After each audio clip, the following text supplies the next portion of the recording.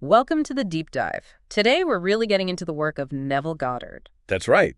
Specifically, a lecture from May 25th, where he lays out his three propositions. Yeah, think of this as a shortcut maybe to understanding how, according to him, your inner world creates, well, everything else.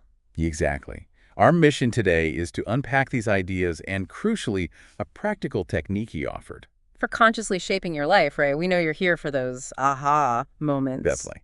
So let's lay out those three propositions clearly. Okay. First, your individual state of consciousness determines your life's conditions. Yeah. Everything you experience. Got it. Second, you can actually choose the state of consciousness you want to identify with. You have that power. And the third logically follows, I suppose. Precisely. Therefore, third, you can become what you want to be by choosing and entering that state. You're the architect, essentially. Your inner awareness is the blueprint. Yeah, your thoughts, your feelings, they build your reality. But, okay, that first proposition, it immediately raises a big question. If our consciousness really creates reality, why isn't everyone just choosing, happiness and success all the time? Yes. The million-dollar question. That's the crux of it, isn't it? It seems like the obvious hurdle. And it is. Because changing your state of consciousness, well, it's often harder than it sounds. We get stuck. Stuck in the habitual, as Neville put it. Exactly. We're creatures of habit, even when those habits don't serve us. He used that great anecdote, didn't he? The New Yorker cartoon. Oh, yeah, the one from years back. Yeah, it's quite telling. Describe it again. It was a couple in a really messy, squalid room. Miserable looking. And the caption was something like, their son, a soldier overseas, writing home saying he was homesick. Homesick for that. It's darkly funny, but wow. It perfectly illustrates that strange attachment we have to the familiar, even if the familiar is, well, unpleasant. We get comfortable in our discomfort zone, sort of. We really do. These patterns feel like home, even if it's a home we don't actually like. So when Neville talks about a state of consciousness, what exactly does he mean by that term? Good question. He defines it as the sum total of all that a man believes and accepts and consents to as true. Okay, the sum total of beliefs. But crucially, they don't have to be factually true. Right, not at all. It could be false, it could be a prejudice, an illusion. Yeah. Anything you accept internally as true for you. And it's the feeling, the energy you give these beliefs that makes them stick. That's the key. What you consistently feel and assume to be true. He uses that metaphor of a house, doesn't he? Yes, or mansions, cities, rooms. Different terms from the Bible he often drew on. Your state is the house you live in mentally. And as long as you stay in that particular mental house. You'll keep bumping into the same furniture, the same problems, no matter where you physically go. So the advice is to, move house internally? Pretty much. Move out and occupy the upper story, as he'd say. Ascend to a higher level of awareness within yourself. Break down the walls of limiting beliefs, build a better house. You got it. Okay, so if we're living in these mental houses, how do we figure out which one we're currently in? How do we identify our state? Well, he gives a very practical method for that. It involves listening. Listening to what? To yourself. Yeah. To your own internal mental conversations. That constant chatter going on inside. You mean just paying attention to what we're thinking all day? Yes. But specifically the conversational nature of it. He said your state is always singing its own song. It reveals itself in your inner speech. So tune into that inner dialogue, and crucially, without judging it. Exactly. Observe it uncritically. Just notice what you're saying to yourself, about others, about situations. And that inner talk is the cause. That's what he argues. Those inner dialogues are the cause of the phenomena of life. What you rehearse inwardly tends to project outwardly. Wow. So those unseen mental habits are actually more important than what we consciously try to do if we're unaware of them. That's the idea. Especially if you're not aware of your own subjective behavior, your inner assumptions. Okay, so step one is awareness through listening. Then what? How do we renovate that house or build a new one? Right. This leads us to the core technique for change. Consciously directing that inner conversation. Okay. Neville taught that we stand in the presence of this infinite energy, this potential. And this energy just follows the patterns, the tracks, laid down by our inner conversations. So that phrase, be transformed by the renewal of your mind, it's about changing those inner tracks. Precisely.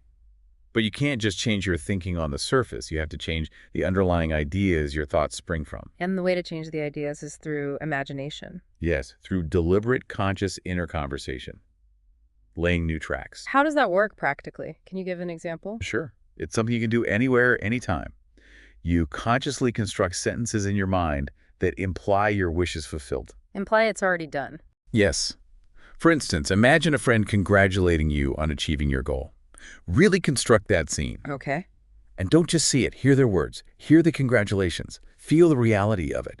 Listen in your imagination until you hear it clearly. So it's active. It's not passive daydreaming. It's constructing and experiencing an imaginary event that implies fulfillment. Exactly. You're feeling the feeling of the wish fulfilled. Now, he makes a distinction here, doesn't he, between just like a temporary mood change and a real transformation. Oh, absolutely crucial distinction.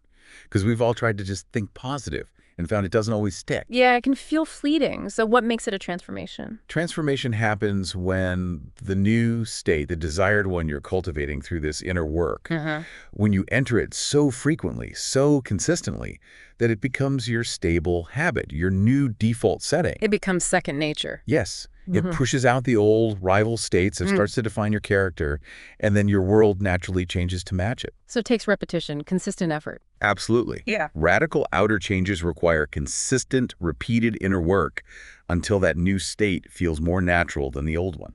And when that inner shift truly happens, the outer world just aligns. Effortlessly, according to Neville, the inner change precedes the outer manifestation. Okay.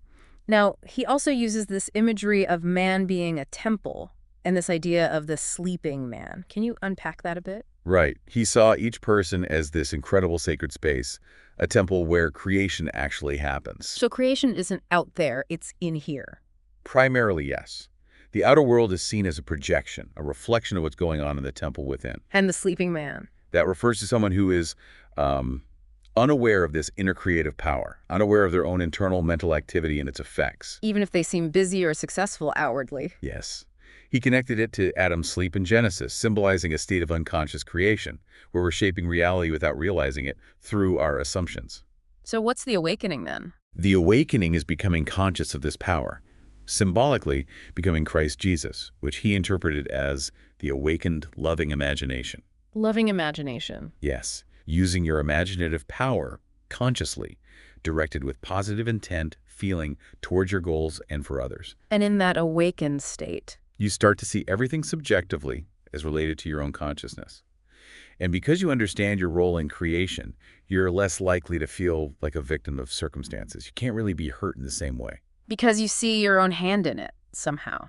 You understand the connection between your inner state and the outer event. Okay, so directing that loving imagination leads us to practical techniques again, like imaginary action and revision. Exactly. Predetermine what you want. Decide on the experience you desire. Be specific. Yes, and then persist in imagining it, feeling it, until it feels absolutely real, until you hear it confirmed within you. Like that story he told about the woman in her husband's film. Oh yeah, that's a classic. The film seemed ruined, right? Yeah. Utter disaster. And instead of panicking. She sat quietly for, what was it, an hour and 10 minutes. Yeah. And she just mentally heard her husband telling her everything was fine, the problem was solved. She looped that inner hearing. And then? And then that's exactly what happened in reality. The problem resolved itself just as she had heard it internally. It's such a striking example. It really shows that applying even a little bit of this knowledge is way more valuable than knowing a lot but doing nothing with it. Definitely. Okay, and what about revision? What's that about? Revision is powerful. It's about going back in your imagination over events of the day, or even the distant past. Okay. And re-experiencing them as you wish they had happened, especially if there's any negativity or unresolved feeling. Like that quote, "Did you let the sun go down on your wrath?" Precisely. Don't carry negativity forward. Revise the scene in your mind to resolve it before you sleep. Rewrite it internally. So you're changing the memory. You're changing its impact on you now by reimagining it from a fulfilled or resolved perspective. This is being a doer of the word, not just a hearer. Actively applying the principle to your own inner experience. Yes. If you just hear this stuff, but don't revise, don't do the inner conversations, you're missing the point. So this really puts the responsibility squarely on the individual, doesn't it? Absolutely. A core principle.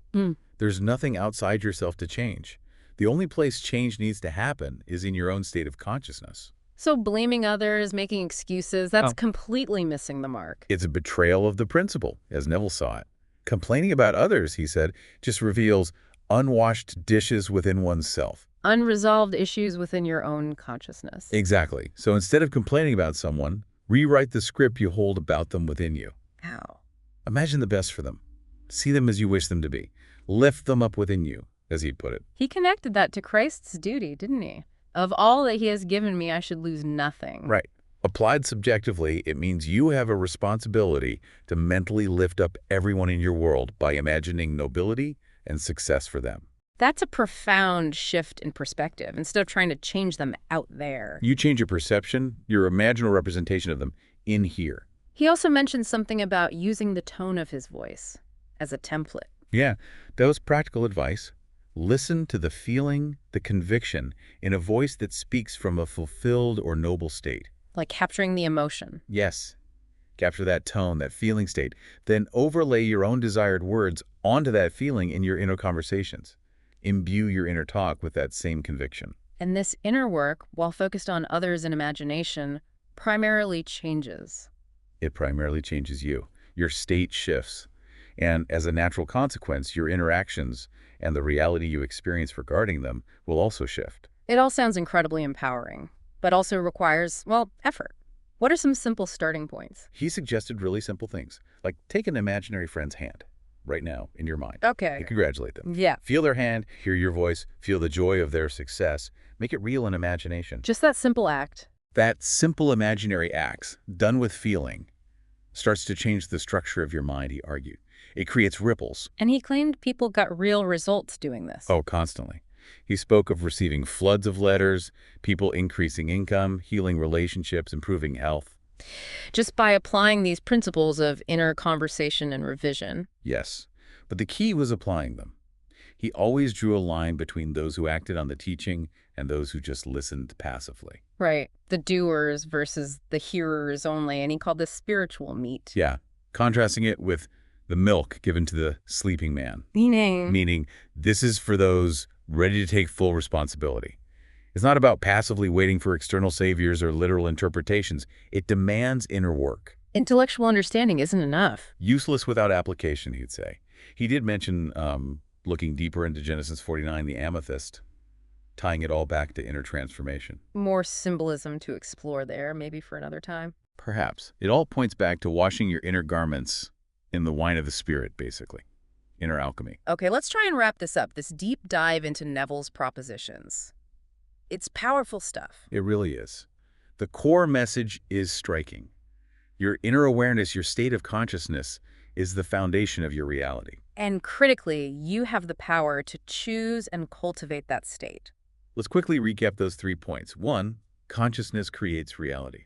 2, you can choose your consciousness. 3, therefore, you can become what you choose to be. And the pathway is through mastering that inner world. Through your inner conversations, your imaginal acts, through revision, feeling the wish fulfilled. So the provocative thought to leave everyone with, maybe consider those unwashed dishes Neville talked about. Yeah, what conversations are running on autopilot inside you? What negative scripts are you rehearsing? And are you ready to consciously transform them? The power isn't out there. It's right here, inside, in mastering the art of your inner dialogue.